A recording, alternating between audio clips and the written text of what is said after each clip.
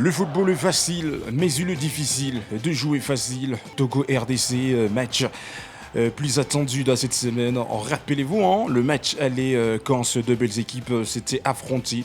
Rappelez-vous, c'était une rencontre qui s'était jouée à Kinshasa et c'était les Congolais qui étaient chez eux à domicile à Kinshasa, dans le stadium des Martyrs de Kinshasa.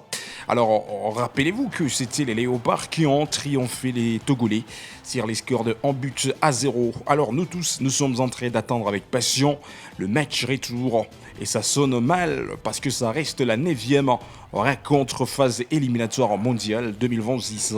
Togo, l'équipe qui sera à domicile, c'est vendredi 10 octobre 2025, tandis que les Léopards seront à l'extérieur à Lomé. Alors, quelques explications. Avant, mesdames et messieurs, avant cette rencontre, selon vous, vous pouvez laisser vos commentaires. Alors, selon vous, qui est le gardien qui mérite d'être titulaire? Parce que ça nous reste 2 matchs. Et si la RDC peut faire la différence dans ces 2 matchs, il y a encore la grande chance de se qualifier. Et si on ne peut pas passer directement au Mondial 2026 avec la qualification directe, la RDC peut tenter sa 2e chance pour les barrages. Alors, on a besoin d'un gardien qui maîtrise mieux sa case. On a besoin d'un gardien qui a de l'expérience, du charisme, qui a l'art de nous montrer des parades exceptionnelles. Alors, Monsieur Sébastien de Sabre nous a convoqué encore 3 gardiens. Il s'agit de Timothy Fayoulou, Lionel Mpassi et Dimitri Berdo. Rappelez-vous que Timothy Fayoulou a déjà livré une seule rencontre avec la République démocratique du Congo. Et c'est un match RDC Madagascar, une seule rencontre que Timothy Fayoulou avait livré avec cette sélection nationale. Alors jusqu'aujourd'hui, Timothy Fayoulou, il est toujours convoqué sur la liste, mais il n'a jamais trouvé la chance de livrer d'autres matchs avec cette sélection nationale. Mesdames et messieurs, chers auditeurs, même des internautes qui ont toujours l'habitude de nous suivre sur notre chaîne YouTube Ubisport. Alors, mesdames et messieurs, selon vous, est-ce que Timothy Fayoulou mérite d'être titulaire devant le Togo? C'est à vous de voir, parce qu'il y a tant de personnes qui doutent à la performance de Timothy Fayoulou, même si jusqu'aujourd'hui, le garçon n'a jamais trouvé la confiance absolue avec son équipe nationale. Mais on peut vous donner une précision. Aujourd'hui, Timothy Fayoulou, il évolue avec une belle formation FC Noah, très long en Arménie. C'est là où les garçons congolais évoluent avec sa carrière de gardien du CAS. Alors, est-ce que Timothy Fayoulou mérite la confiance des Congolais pour défendre la RDC dans la case congolaise devant les Togo, le match qui va se jouer à l'extérieur? Mesdames et messieurs, vous êtes le bienvenu. Parlons à présent de Lionel Mpassi. Lionel Mpassi, tant de personnes congolais, congolaises, mesdames et messieurs, ont trouvé l'art de maîtriser les talents de Lionel Mpassi quand c'était la CAN qui s'était effectuée en 2023. Alors Lionel Mpassi, il était capable de défendre la case congolaise. Lionel Mpassi, il était là pour nous montrer des parades de claquettes professionnelles. Et rappelez-vous, Lionel Mpassi, quand il était les gardiens titulaires durant la CAN, la RDC a fait la différence d'arriver à la demi-finale dès la CAN avant de se faire éliminer devant la Côte d'Ivoire.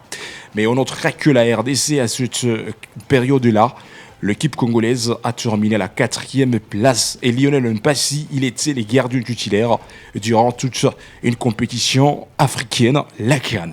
Alors, est-ce que Lionel Mpassi, à l'ère actuelle, il mérite cette confiance de Sébastien Desabre de mouiller le maillot avec cette sélection nationale dans la case congolaise?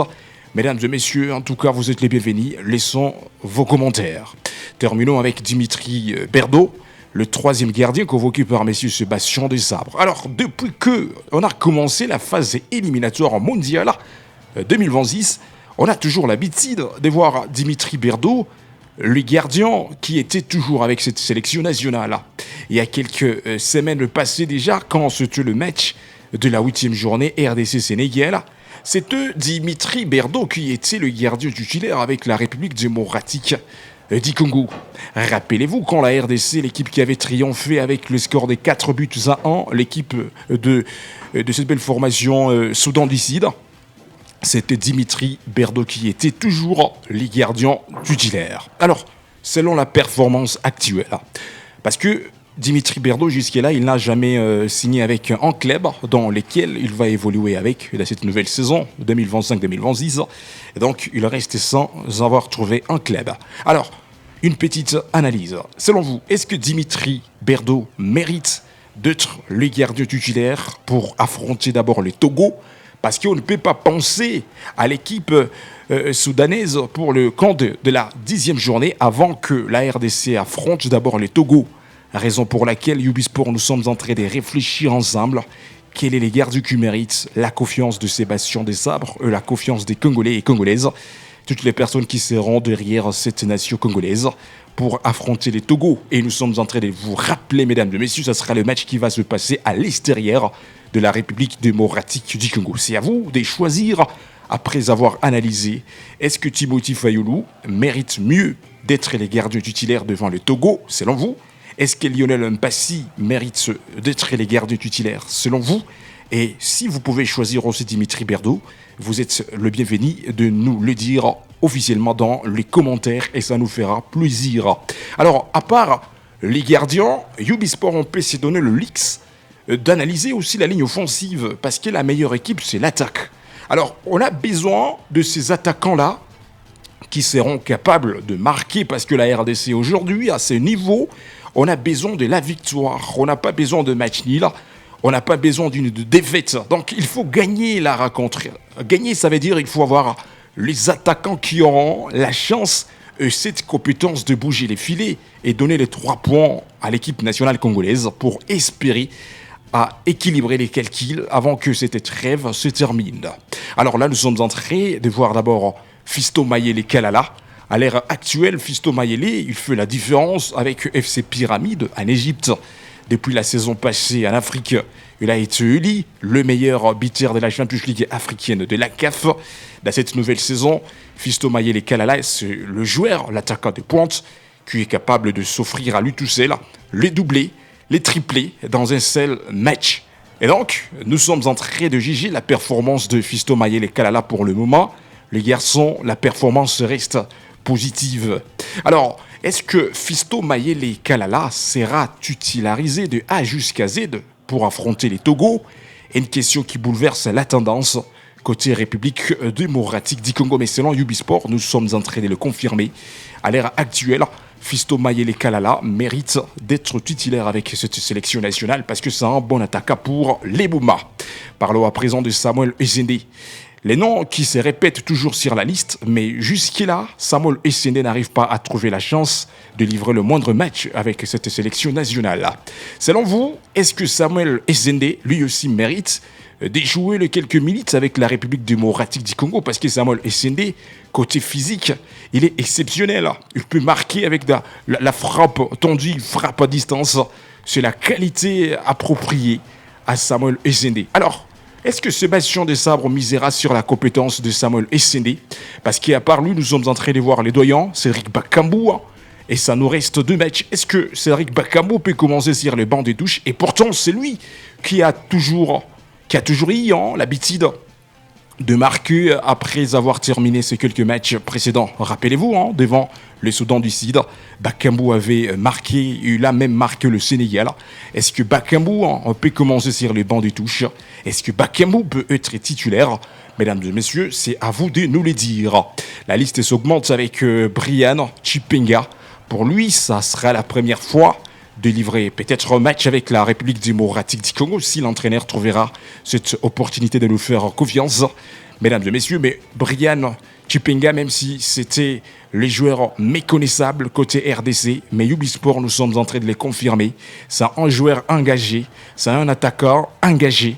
Il peut sauver la RDC parce que en regardant ce qu'il fait dans la 2e division espagnole, c'est la grandeur, c'est la suprématie. C'est un joueur qui peut contribuer ses efforts personnels, ses efforts individuels sur la ligne offensive de la République démocratique du Congo. Mais aussi, on peut critiquer Jackson Muleka. Beaucoup de personnes n'arrivent pas à comprendre comment Sébastien Desabre s'est fouillé au recours de la compétence de Jackson Muleka. Les garçons de 26 ans, encore il est convoqué avec cette sélection nationale. Malgré l'histoire reste positive dans le passé avec l'équipe congolaise. Alors, est-ce qu'à l'ère actuelle, Jackson Muleka va augmenter un plus à l'attaque congolaise. Mesdames et messieurs, c'est à vous de nous les dire. Si c'est un bon choix de donner la chance à Jackson Muleka dans cette sélection nationale ou c'est un mauvais choix, vous êtes le bienvenu, mesdames et messieurs. Vous pouvez laisser vos commentaires et Ubisport, on trouvera le meilleur moment de vous lire. Et on peut terminer avec Meshak Elia, le garçon qui a l'habitude de contribuer ses efforts avec cette sélection nationale. Est-ce que Meshak Elia, à l'heure actuelle, il mérite sa place d'être titulaire dans cette sélection nationale ou soit il pourrait être titulaire pour affronter les Togo? Mesdames et messieurs, à vous les commentaires, à vous les claviers. Et nous sommes en train de vous dire, vous tous, vous êtes le bienvenu. La tête et le but d'Olivier Lamarche. Et ce qui est bien fait aussi, c'est ce tableau penalty. Oh, ça semblait pourtant bien fait de la part de Denis Sapien. Merci de nous avoir suivis, mesdames et messieurs. N'oubliez pas de vous abonner sur notre chaîne Ubisport. Laissez vos commentaires, aimez, partagez pour ne rien zapper de prochaines actualités.